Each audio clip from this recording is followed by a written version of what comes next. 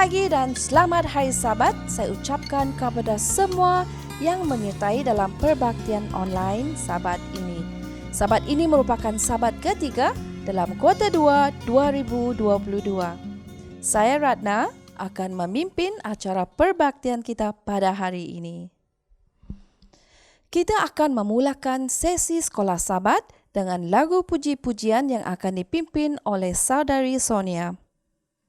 Setelah itu, kita akan mendengar berita mission yang akan disampaikan oleh Saudari Molly. Ringkasan pelajaran Cornerstone akan disampaikan oleh Pastor Bruce Bowen.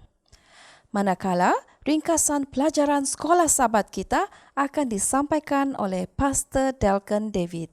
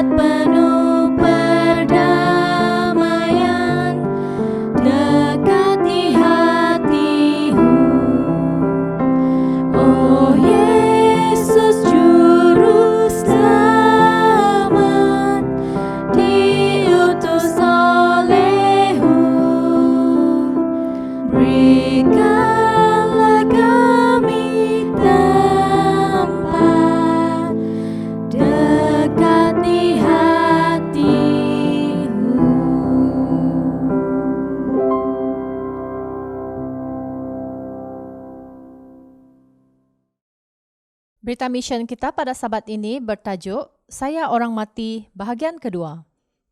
Cerita ini berasal daripada negara Zimbabwe, ditulis oleh Alfred C. Makona. Setelah melayani 11 tahun sebagai penginjil literature, saya menerima beasiswa untuk berkuliah menjadi pendeta di Universiti Solusi di Zimbabwe.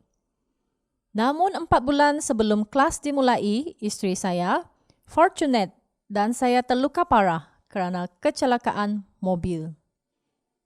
Banyak mukjizat terjadi yang saya tidak mengerti sampai saat ini.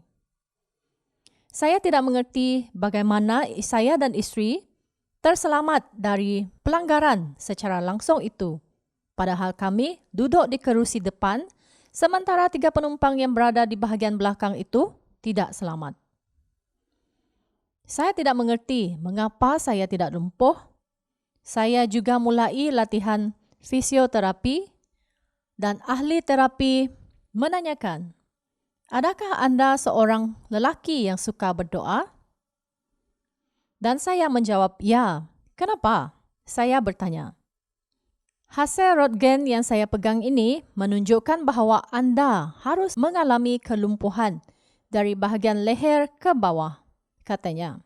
Biasanya, seseorang yang sudah hasil Röntgen seperti ini sudah meninggal. Saya akan berhati-hati dengan Anda dan saya merasa sangat ngeri. Saya tidak mengerti kedatangan ambulans yang cepat di lokasi kecelakaan. Manager tambang emas lokal sedang memandu truk pick-up tepat di belakang mobil kami dan dia menyaksikan kecelakaan itu. Dia segera menghubungi seseorang jururawat yang bekerja di tambang emas dan memintanya untuk segera datang dengan ambulans milik tambang tersebut. Saya tidak mengerti bagaimana saya memperoleh beasiswa gereja untuk berkuliah di Solusi 3 bulan sebelum kecelakaan itu. Tanpa beasiswa, saya dan isteri tidak akan dapat menerima bantuan medikal dan kami mungkin sudah meninggal. Tagihan rumah sakit kami berjumlah $36,000 Amerika. Jumlah yang sangat besar bagi negara Zimbabwe. Saya tidak mengerti mengapa satu-satunya ahli bedah ortopedik yang memenuhi syarat untuk melakukan pembedahan pada leher saya di Zimbabwe memiliki waktu terluang pada hari di mana saya melakukan operasi secara darurat. Saya telah menempah tiket pesawat ke Francis pada hari yang sama dengan hari di mana saya harus dioperasi. Dia melakukan operasi pada pagi dan mengejar penerbangannya pada petang itu. Saya bertanyakan kepada Tuhan, mengapa Engkau membiarkan kami hidup dan kami sepatutnya sudah mati di tempat itu? Saya mempunyai 2 kemungkinan jawapan. Barangkali saya dan isteri belum siap secara rohani untuk mati dan Tuhan memberikan kami waktu ataupun kesempatan lain agar kami dapat bersedia untuk pagi kebangkitan itu. Atau mungkin Tuhan menyelamatkan kami kerana kami masih memiliki pekerjaan yang harus dilakukan di kebun anggur Tuhan. Kehidupan doa saya telah berubah setelah kecelakaan itu. Saya sering berdoa dan saya memohon kepada Tuhan untuk memberi kekuatan dalam melakukan perbuatan baik setiap saat. Saya juga memohon kepada Tuhan untuk bekerja dalam apa jua kelemahan yang saya miliki, sehinggakan saya dapat beristirahat, saya benar-benar di hadapannya. Saya turut memohon agar Tuhan membantu saya agar tidak kehilangan api semangat untuk melakukan perintahnya. Saya berdoa, apapun yang Engkau ingin saya lakukan dalam pekerjaanmu, berikanlah saya kekuatan dan semangat yang besar untuk saya melakukannya. Terkadang saya melakukan kesalahan, tetapi saya selalu datang kepada Tuhan dan berkata, saya menyesal kerana telah melakukan hal itu. Saya tidak dapat mengawal diri sendiri. Berikan saya kekuatan. Saya berdoa agar hubungan saya dengan Tuhan selalu baik setiap saat. Dan saya berdoa, izinkan saya melakukan apa yang Engkau ingin saya lakukan. Bantu saya untuk tidak kehilangan api semangat. Setakat ini saya juga tidak memahami apa yang Tuhan telah lakukan ketika terjadi kecelakaan pada 23 Disember 2015 yang lalu. Tetapi saya tahu bahawa saya masih di sini. Dan saya akan melayani Tuhan sepanjang hari-hari saya. Sebahagian dari persembahan Sabat ke-13 tahun 2015 telah disalurkan kepada Universiti Solusi untuk menggandakan ukuran bangunan kafeteria yang terbatas daripada 500 untuk menjadi 1,000 kerusi. Terima kasih atas persembahan misi anda yang telah membantu sekolah Advent seperti Solusi untuk mempersiapkan banyak orang untuk kedatangan Yesus yang segera ke seluruh dunia. Terima kasih dan selamat Hari Sabat. Selamat pagi dan selamat Hari Sabat. Untuk pelajaran kita Sabat ini, yaitu pelajaran kita yang ketiga yang bertajuk Hati Tuhan untuk Anda. Ayat kunci kita diambil dari Galatia 5 ayat 1 yang berbunyi, supaya kita sungguh-sungguh merdeka. Kristus telah memerdekakan kita. Karena itu berdirilah teguh dan janganlah mau lagi dikenakan kuk perhambaan. Untuk flashlight kita diambil dari buku Kisah Para Rasul muka surat 388 Paulus memohon kepada mereka yang sekali waktu pernah hidup di dalam kuasa Tuhan untuk kembali kepada kasih yang semula atas Injil kebenaran. Dengan sanggahan yang tidak dapat dijawab, ia mengemukakan di hadapan mereka kesempatan untuk menjadi lelaki dan wanita yang bebas di dalam Kristus, melalui siapa rahmat penebusan bagi semua yang menyerahkan diri sepenuhnya akan dibungkus dengan jubah kebenarannya. Dia mengambil kedudukan agar setiap jiwa dapat selamat, harus memiliki suatu pengalaman pribadi yang tulen dalam perkara-perkara Tuhan. Tahukah Anda, Paulus menunjukkan bahwa Tuhan sanggup mengubah hati orang-orang Yahudi dan orang-orang kafir, dan memberi jaminan kepada setiap orang percaya di dalam Yesus. Berkat-berkat yang dijanjikan kepada Israel. Ia mengulangi penyataan Yesaya sehubungan dengan umat Tuhan. Sekalipun jumlah anak Israel seperti pasir di laut, namun hanya sisanya akan diselamatkan. Sebab apa yang difirmankannya akan dilakukan Tuhan di atas bumi, sempurna dan segera. Dan seperti yang dikatakan Yesaya sebelumnya, seandainya Tuhan semesta alam tidak meninggalkan pada kita keturunan, kita sudah menjadi seperti Sodom dan sama seperti Gomora. Ellen G. White, Kisah Para Rasul, muka surat 370. Pada pandangan lain, yaitu buku Kisah Para Rasul, muka surat 387, sekarang ini dia musuh utama, membenarkan orang ramai mengaku Kristen, dengan dalih menghormati Kristus untuk memandang rendah hukum moral dan mengajarkan bahwa pengajarannya boleh dilanggar dan bebas dari hukuman. Adalah tugas setiap hamba Tuhan agar teguh bertahan dengan tidak gentar menyingkap kesalahan-kesalahan mereka, dengan teguh melawan mereka yang sungguh-sungguh memutarbelitkan iman. Sampai di sini sejarah ringkasan konsol remaja kita pada sahabat ini. Semoga kita berjumpa lagi dan Tuhan memberkati. Shalom dan selamat hari Sabat kepada semua kita yang bersama dengan kita para sahabat ini. Dan para sahabat ini saya akan memimpin kita dalam acara pelajaran sekolah sahabat kita. Nah, pelajaran sekolah sahabat kita ini adalah pelajaran yang ketiga pada kuartal yang kedua ini, yaitu tentang Kain dan juga warisannya. Dan ayat al-hafalan kita pada pagi ini adalah dalam buku Kejadian 4 ayat yang ke-7. Apakah mukamu tidak akan berseri jika engkau berbuat baik? Tetapi jika engkau tidak berbuat baik, dosa sudah mengintip di depan pintu.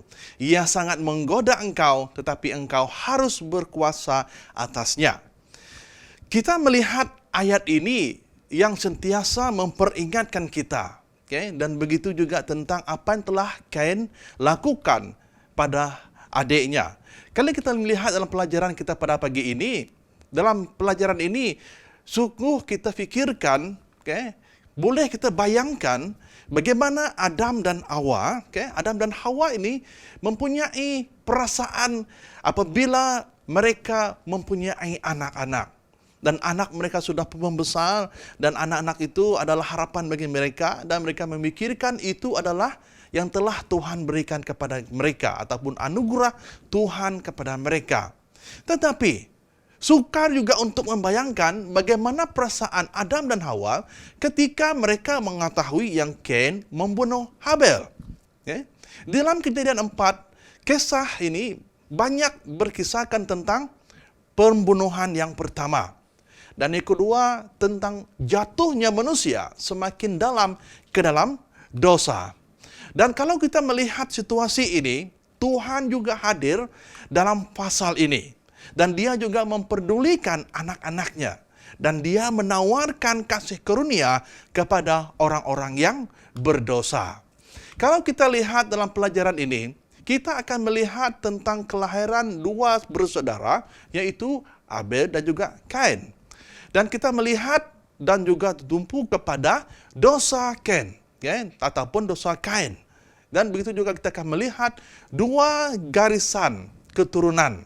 Dari keturunan Kain dan juga keturunan yang sebelah Habel ataupun adiknya yang Set. Jadi kalau kita melihat dalam pelajaran ini, kita mengetahui bahwa kelahiran Kain dan Abel ini adalah satu janji daripada Tuhan.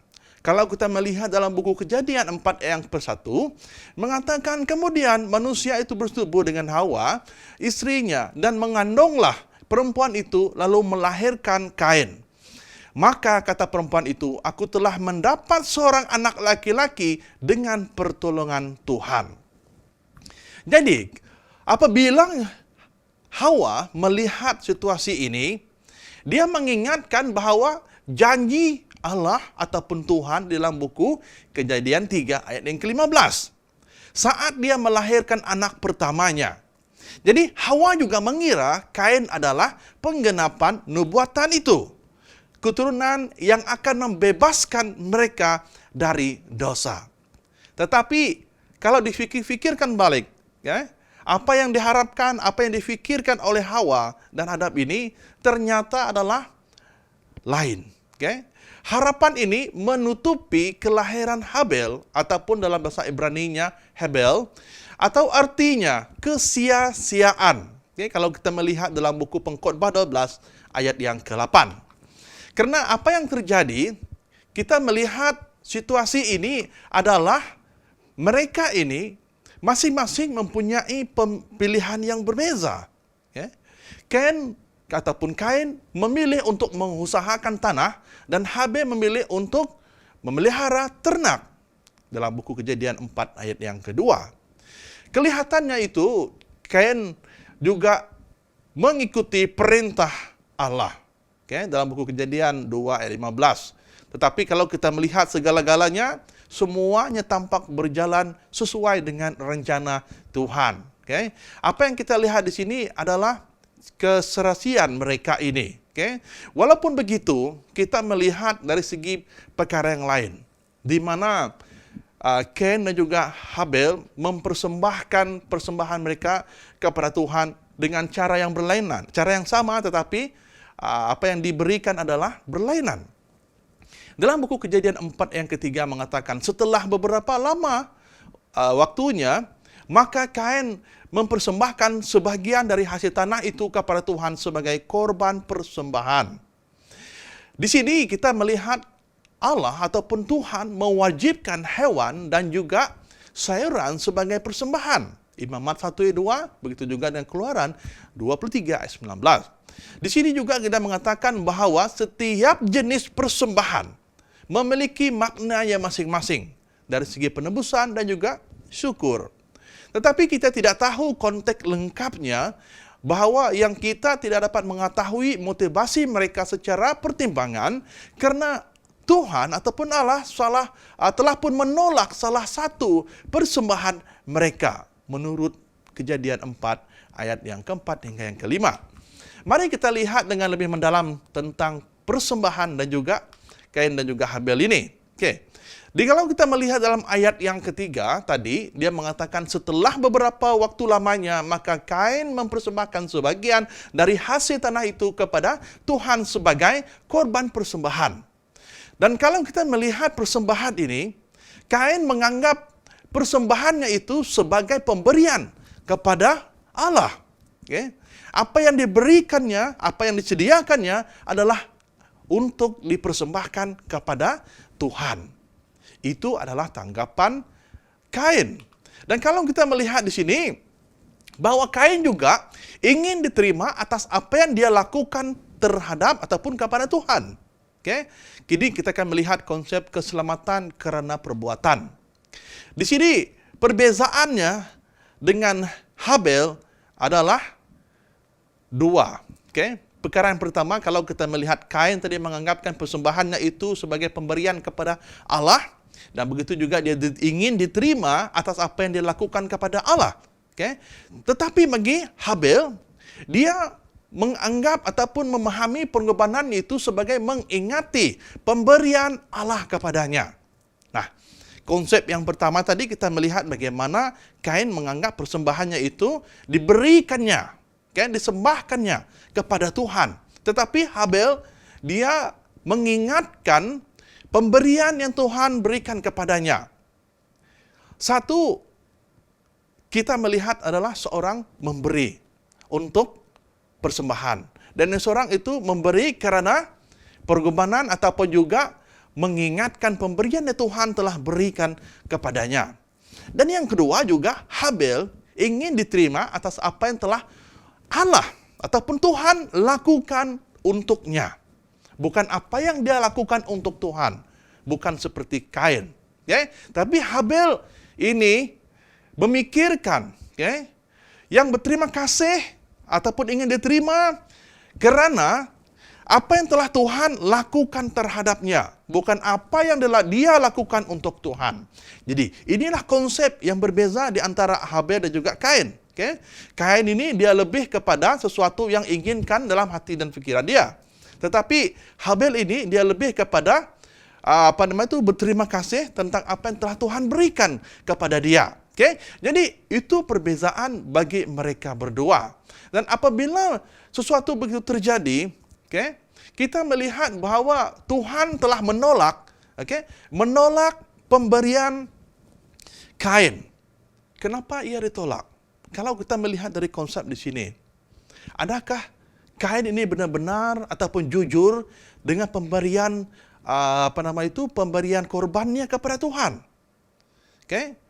Kalau kita lihat kepada konsepnya, kita melihat di sini bahwa kadang-kadang kita manusia juga mempunyai sikap yang berbeza dari segi pemberian pemberian pengorbanan korban ini.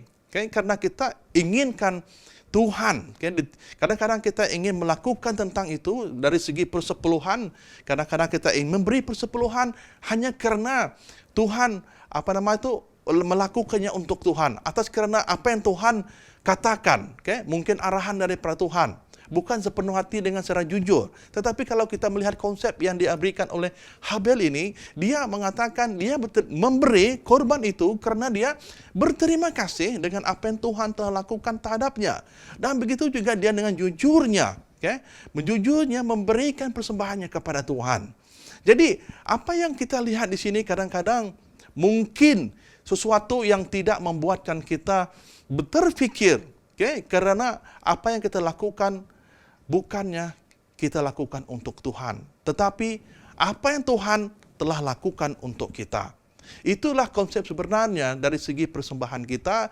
Kadang-kala dari segi persepuluhan kita memikirkan Tuhan itu baik, memberikan segalanya kepada kita, itu yang kita fikirkan. Dan kita memberikan persembahan kita karena kita mengingatkan, dan kita juga berterima kasih kerana Tuhan telah menyediakan segalanya buat kita.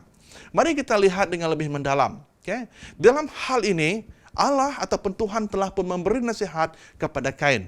Di dalam ayat yang ke-7 dia mengatakan, apakah mukamu tidak akan berseri jika engkau berbuat baik? Tetapi jika engkau tidak berbuat baik, dosa telah mengintip di depan pintu. Ia sangat menggoda engkau, tetapi engkau harus berkuasa atasnya. Di sini kita melihat Kain, dia marah kepada Tuhan. Dia marah juga kepada saudaranya ataupun adiknya Habel, karena persembahannya ditolak oleh Tuhan. Tapi persoalannya di sini, kenapakah dia marah kepada saudaranya? Kalau kita melihat dalam buku 1 Yohanes 3 ayat 12, ia mengatakan kepada kita, bukan seperti Kain yang berasal dari si jahat dan yang membunuh adiknya, dan apakah sebabnya dia membunuhnya? Sebab segala perbuatannya jahat dan perbuatan adiknya benar. Nah, ini yang kita lihat dalam kehidupan kita. Apa yang benar dan apa yang tidak. Kalau kita memilih untuk melakukan segala sesuatu, adakah kita akan melihat apa yang telah Kain lakukan, ataupun kita akan menurut dengan apa yang telah Habel lakukan dalam kehidupan mereka. Tuhan menganggapi kemarahan Kain dengan memperlakukannya dengan penuh kasih sayang. Walaupun dia marah Tuhan, tetapi Tuhan tidak memarahinya. Tetapi Tuhan membimbingnya dengan kasih sayang, dan di situ juga Tuhan telah memberikannya nasihat. Beberapa nasihat untuk mencegah dia dari membuat kesalahan lebih lanjut dan mendorong dia untuk membuat pilihan yang baik. Nah, Tuhan telah memberi jalan kepada Kain, memberi nasihat kepada Kain untuk berubah. Untuk mendengar dan juga menerima nasihat yang diberikan Tuhan kepadanya. Tetapi kalau kita melihat apa yang ada ataupun juga sikap Kain ini, ia mungkin di sebaliknya. Karena Tuhan ingin mengundang Kain untuk melakukan apa yang benar dan baik seperti Habel. Dan dia akan diterima. Tapi dia harus menerima persyaratan Allah ataupun Tuhan dan bukan persyaratannya sendiri. Dia juga mendorong Kain untuk mengatasi dosa. Dan begitu juga Allah bersedia ataupun Tuhan bersedia untuk selalu bersamanya, untuk membantunya. Dalam 1 Korintus 10 ayat 13 yang mengatakan, percobaan-percobaan yang kamu alami ialah percobaan-percobaan yang biasa, yang tidak melebihi kekuatan manusia. Sebab Allah setia dan karena itu Ia tidak akan membiarkan kamu dicobai melampaui kekuatanmu. Pada waktu kamu dicobai, Ia akan memberikan kepadamu jalan keluar sehingga kamu dapat menanggungnya. Tuhan telah memberi nasihat. Tuhan telah memberikan jalan dan Tuhan juga telah memberikan idea kepada Kain. Tetapi persoalannya adakah Kain menerima apa yang Tuhan nasihatkan kepadanya? Kita lihat dalam buku Kejadian 4 yang ke-12. Di sini dia mengatakan, apabila engkau mengusahakan tanah itu, maka tanah itu tidak akan memberikan hasil sepenuhnya lagi kepadamu. Engkau menjadi seorang pelarian dan penggembara di bumi. Di sini kita melihat Tuhan menghukum Kain karena dia tidak ingin menerima nasihat Tuhan. Dalam masa yang sama juga, dia tidak ingin untuk berbuat baik dan benar. Setelah Kain membunuh adiknya Habel, Tuhan bertanyakan pertanyaan yang serupa dengan pertanyaan yang ditanyakan kepada bapaknya dahulu, yaitu Adam. Di manakah Habel adikmu itu? Kalau kita lihat dalam buku Kejadian 4 ayat yang ke-9, Tuhan bertanyakan adik Kain, yaitu Habel. Di manakah adikmu itu? Kalau kita lihat apa yang telah dilakukan oleh Habel, dia tidak mengakui. Begitu juga dia tidak mengakui dosanya. Dia juga tidak akan menurut apa yang Tuhan katakan. Dan dia juga tidak mendengar nasihat. Bahkan dia tidak mencoba memberikan alasan. Dia hanya menghindari pertanyaan dan menentang Allah. Dan inilah suatu yang sukar dan salah dilakukan oleh Kain terhadap Tuhan. Dan kalau kita lihat situasi sebegini, kita tahu bahwa Tuhan membiarkan Kain ini dikutuk dari bumi yang telah meminum darah saudaranya, menurut ayat yang ke-11. Dan begitu juga kita melihat bahwa Kain telah memilih untuk hidup jauh dari Allah, sehingga ia dikutuk dalam hidup menggembara. Nah, sanggup dia dikutuk dan sanggup juga dia hidup menggembara. Dan dia juga tahu untuk memilih hidupnya jauh daripada Allah dan juga Tuhan. Kain tidak bertobat, tetapi ia tahu bahwa hidup jauh dari Allah ataupun Tuhan ini berarti kematian. Dalam ayat yang ke-14. Tetapi Allah memelihara orang-orang berdosa dengan belas kasihannya. Ini yang terjadi.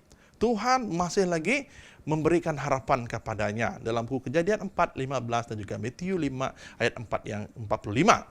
Setelah kita mengetahui, kita lihat dalam ayat yang ke-24, mengatakan kepada kita, sebab jika Kain harus dibalas 7 kali lipat, maka Lamek 77 kali lipat.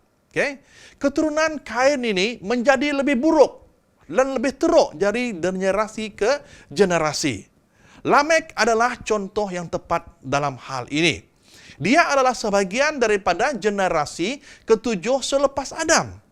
Kalau kita melihat dari segi susunan generasi ini, Kain merupakan seorang yang monogami. Tetapi dia sembunyikan dosanya. Dan dia juga meminta kasih karunia daripada Tuhan. Tapi seterusnya kita melihat dia dibalas 7 kali lipat oleh Allah.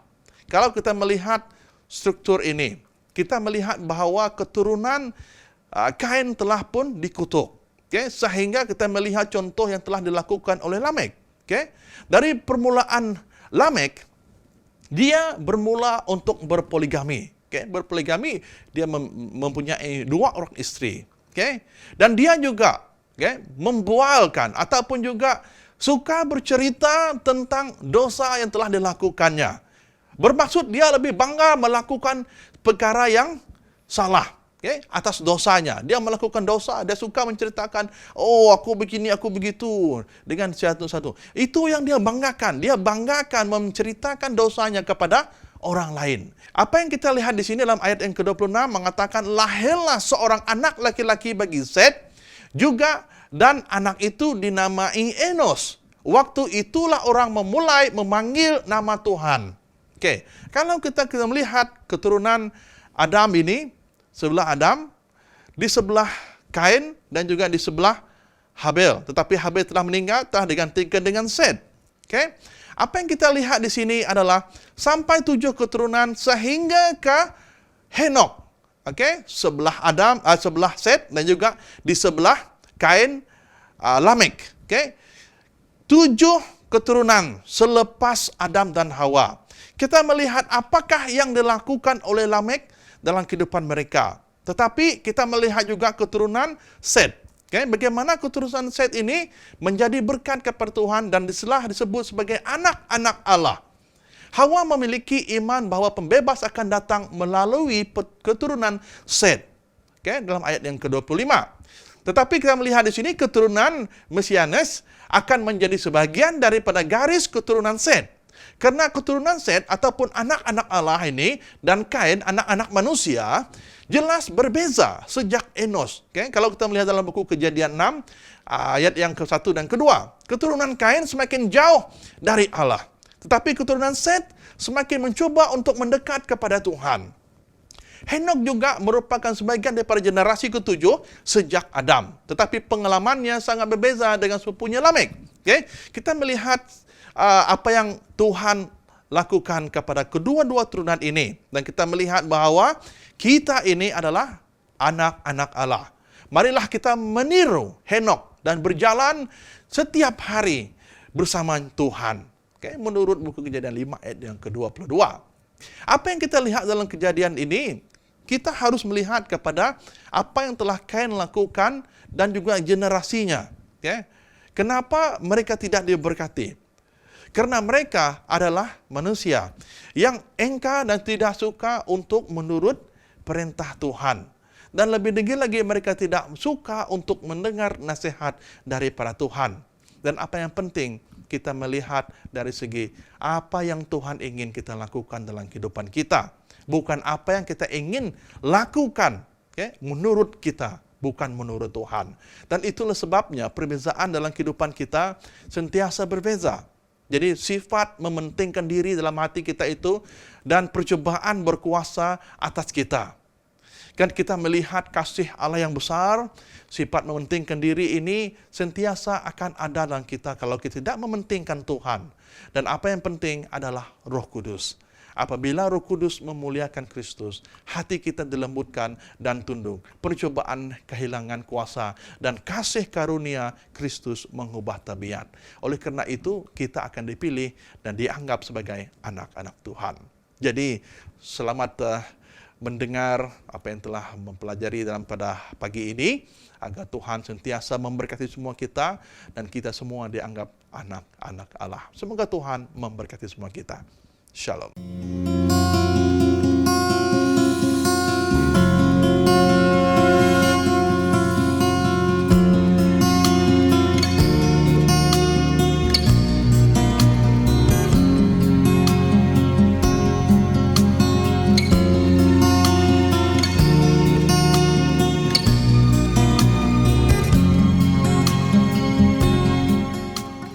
Selamat Sabat dan bertemu lagi dalam sesi perbaktian kedua. Sebelum kita mendengar khotbah yang akan disampaikan oleh Encik Sim Nueng, Pastor Sabat Tusit akan memimpin kita dalam doa persembahan dan perpuluhan. Mari kita berdiam seketika, saya pimpin kita di dalam doa. Bapa kami yang bertakhta di dalam kerajaan surga, Tuhan pencipta segala sesuatu, Tuhan yang kami kenal melalui Yesus Kristus. Pada pagi Sabat yang indah ini, yang penuh bermakna ini ya Tuhan, Allah kami yang pencipta segala sesuatu. Kami dengan senang hati, dengan sukacita datang ke hadirat Tuhan, memuji dan memuliakan nama Tuhan. Bapa, pada pagi ini juga kami dengan kerendahan hati kami, dengan sukacita kami ya Tuhan, kami kembalikan seluruh segala persembahan, segala perpuluhan, serta segala dana di hadapan Engkau, ya Bapa, supaya semuanya ini digunakan untuk menjadi saluran berkat, digunakan untuk kemuliaan Tuhan sampai Yesus datang kali yang kedua. Berkati semua kami ya Tuhan, dan kami berdoa juga kepada saudara kami yang masih belum lagi bersedia untuk mengembalikan persembahan dan perpuluhan. Biarlah Roh Kudus Tuhan terus bekerja di dalam kehidupan mereka. Terima kasih ya Tuhan, ampuni segala dosa dan kesalahan kami. Inilah doa kami layangkan penuh dengan iman kami. Dalam nama Yesus kami mengucap syukur dan berdoa. Amin. Selamat Hari Sabat dan bertemu kembali pada Sabat ini dalam kebaktian online dari Hope Media Sarawak. Sewaktu Yesus ditangkap, dia menunjukkan kekuatan emosi yang luar biasa. Di dalam buku Lukas 22 ayat 47 hingga 53, sementara Yesus masih berkata-kata, datanglah sekumpulan orang, mereka dipimpin oleh Yudas, seorang daripada 12 orang pengikut Yesus. Yudas mendekati Yesus untuk mencium dia. Tetapi Yesus berkata kepadanya, Yudas, adakah dengan ciuman kamu mengkhianati anak manusia? Apabila pengikut Yesus yang di situ nampak apa yang akan berlaku, mereka berkata, Tuhan, biarlah kami menyerang dengan pedang. Seorang antara mereka memukul hamba Imam Agung serta mengerat telinga kanannya. Yesus berkata, sudahlah. Lalu dia menjamah telinga orang itu dan menyembuhkannya. Setelah itu, Yesus berkata kepada semua ketua imam, ketua pengawal rumah Tuhan, dan pemimpin masyarakat Yahudi yang datang ke situ untuk menangkap dia. Adakah aku ini penjahat sehingga kamu mesti datang dengan membawa pedang dan belantan untuk menangkap aku? Tiap-tiap hari aku bersama-sama kamu di rumah Tuhan, tetapi kamu tidak menangkap aku. Tetapi inilah masanya kamu bertindak, kerana kuasa kegelapan sedang memerintah. Yesus sedang menghadapi masa yang sukar. Para muridnya bersedia untuk membela Yesus. Yesus telah dikhianati dan ditangkap. Namun, Yesus memilih untuk mengampuni. Kalau kita berada di dalam keadaan Yesus, adakah kita rela untuk mengampuni? Jika engkau berhadapan dengan tuduhan palsu, ditangkap dan akan dibunuh, gantung sampai mati, Yesus sembuhkan telinga hamba imam besar. Yesus dapat mengawal emosinya. Saya kagumi kesabaran dan pengampunan yang ditunjukkan Yesus kepada hamba imam itu. Saudara dan saudari, pagi ini tajuk pelajaran kita ialah tentang kepintaran emosi. Apakah kepintaran emosi? Mengapakah sangat penting bagi umat Kristian memiliki kepintaran emosi? Bagaimanakah kita dapat tingkatkan kepintaran emosi supaya kita lebih dewasa dalam amalan kekristenan kita? Apakah kepintaran emosi ataupun dalam bahasa Inggeris emotional intelligence. Kepintaran emosi ialah kebolehan mengenali, memahami dan mengurus emosi kita serta mengenali, memahami dan mempengaruhi emosi orang lain. Ini bermakna kita sedar bahawa emosi kita boleh tentukan tindakan kita dan memberi kesan positif atau negatif kepada orang lain. Dan belajar bagaimana mengurus emosi tersebut, terutama sekali bila kita di bawah tekanan. Saudara dan saudari, Yesus adalah contoh kita dalam hal kepintaran emosi. Yesus tidak menaruh dendam. Nelson Mandela saat dibebaskan selepas 27 tahun di penjara berkata, "Sewaktu saya berjalan menuju pintu kepada kebebasan saya sedar jika saya tidak tinggalkan segala kepahitan dan kebencian di belakang, saya masih berada di penjara." Kekuatan emosi diperlukan untuk meninggalkan perasaan ketidakadilan dan menerima kehidupan baru di hadapan kita. Mengapakah memiliki kepintaran emosi penting bagi orang Kristian? Kepentingan utama mengapa orang Kristian harus memiliki kepintaran emosi ialah kerana Yesus sendiri menjadi contoh. Tarikan duniawi dan panggilan syurga kepada kehidupan suci memerlukan kita memiliki kepintaran emosi seperti yang terdapat di dalam Yesus. Di dalam hati Kristus, di mana bertakhta keselarasan yang sempurna dengan Allah, terdapatlah damai yang sempurna. Ia tidak pernah bangga oleh tepukan tangan pujian. Tidak pula bersedih hati oleh celaan atau kekecewaan. Di tengah-tengah perlawanan yang sangat besar dan perlakuan yang sangat kejam, ia selamanya berani. Petikan dari Kerinduan Segala Zaman, bab 34. Dalam cara yang lebih praktikal, dalam 1 Petrus 4 ayat 8 berkata, paling utama, kasihilah satu sama lain, kerana kasih akan menutup banyak dosa.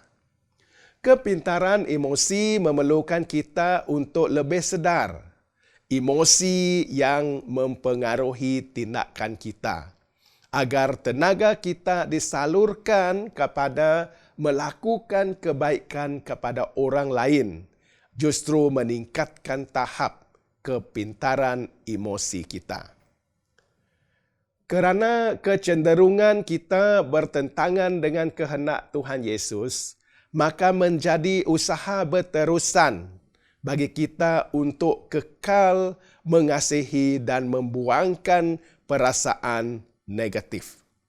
Seperti yang disampaikan oleh Mother Teresa bila berkata, jika kamu menghakimi orang lain, kamu tidak ada masa untuk mengasihi mereka.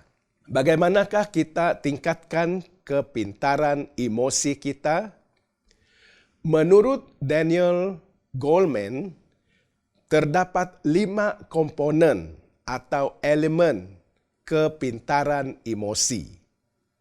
Kesedaran kendiri, peraturan diri atau self-regulation, empati, kemahiran sosial dan motivasi. Ini adalah 5 langkah untuk meningkatkan kepintaran emosi kita. 1. Kesedaran kendiri ialah kebolehan mengenal, dan memahami emosi sendiri. Kesedaran kendiri merupakan asas kepintaran emosi sebab komponen lain bergantung pada mengenal pasti dan memahami emosi dalam diri kita. Ini memerlukan kita membuat penilaian yang tepat tentang diri sendiri supaya mengetahui kekuatan dan kelemahan diri. Kesedaran kendiri menemukan diri kita ini berasal dari Tuhan. Keyakinan diri wujud kerana nilai diri dan kebolehan kita datang dari Tuhan. Kedua, peraturan diri ataupun penguasaan diri. Ini adalah langkah kedua di mana kita perlulah dapat menyatakan, mengatur dan mengurus emosi kita. Penghasilan buah roh seperti dalam Galatia 5 ayat 22 dan 23 memberi kekuatan emosi bila berhadapan dengan berbagai situasi. Buah roh ialah kasih, sukacita, damai sejahtera, kesabaran, kemurahan, kebaikan, kesetiaan, lemah lembut dan penguasaan diri. Langkah ketiga, motivasi. Seseorang yang tinggi kepintaran emosi selalunya memiliki motivasi dalaman atau intrinsik. Maksudnya, orang yang tinggi kepintaran emosi dimotivasi atas sebab dalaman dan bukannya ganjaran luaran semata-mata. Mereka juga memiliki kepintaran emosi yang tinggi, bermotivasi kerana sebab-sebab personal dan berusaha untuk mencapai tujuan mereka. Yang keempat, empati. Empati ialah kebolehan memahami bagaimana perasaan orang lain dan dengan intim bagaimana perasaannya bila berada dalam keadaan orang itu. Empati bukan bererti kita bersimpati, mengesah atau menerima tingkah laku, tetapi ia membolehkan kita melihat perkara dari pandangan dan perasaan mereka. Dan langkah yang kelima ialah kemahiran sosial. Ini adalah langkah terakhir di mana kemahiran ini membolehkan orang berinteraksi dalam keadaan sosial sesama satu dengan yang lain.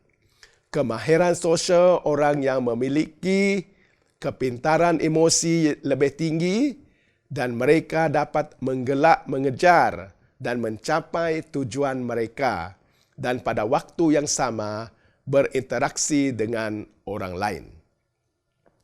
Peristiwa dalam Yohanes 8 ayat 1 sampai 11 merupakan satu contoh bagaimana kepintaran emosi dipraktik oleh Yesus. Kita boleh ikut cara yang digunakan oleh Yesus. Pada keesokan harinya, pagi-pagi lagi, dia masuk ke bait suci. Semua orang di situ datang kepadanya. Dia duduk lalu mengajar mereka. Ahli Taurat dan orang Farisi membawa kepada Yesus seorang perempuan yang didapati berzina. Mereka membuat perempuan itu berdiri di hadapan semua orang di situ. Mereka berkata kepada Yesus, "Guru, perempuan ini ditangkap kerana berzina. Dalam hukum Taurat, Musa memberikan perintah supaya perempuan demikian direnjam sampai mati. Bagaimanakah pendapatmu?"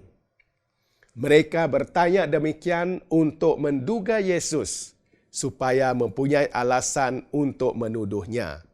Tetapi Yesus tunduk menulis di tanah dengan jarinya.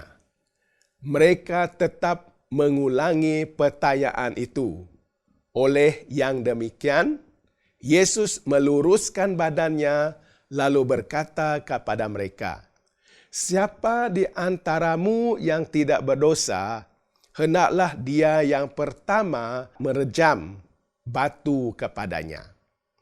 Setelah mendengar kata-kata Yesus, seorang demi seorang, bermula dengan yang tertua, beredar dari situ. Akhirnya, hanya Yesus dan perempuan itu yang tinggal. Yesus meluruskan badannya lalu berkata kepada perempuan itu, "Di manakah mereka? Tidak adakah orang yang mengutukmu?" Perempuan itu menjawab, "Tidak ada, Tuhan." Yesus berkata, "Aku pun tidak menghukummu. Pergilah, jangan berbuat dosa lagi." Saudara dan saudari, kepintaran emosi membolehkan kita untuk berjalan dalam terang dan tidak dalam kegelapan dosa. Oleh itu, sebagai kesimpulan, mari kita renungkan firman Yesus dalam Matius 7 ayat 3. "Mengapakah kamu perhatikan selumbar di mata saudaramu, sedangkan kayu balak di matamu sendiri tidak kamu sedari?" Semoga Tuhan memberkati kita dalam menyembah Tuhan pada hari Sabat ini. Terima kasih.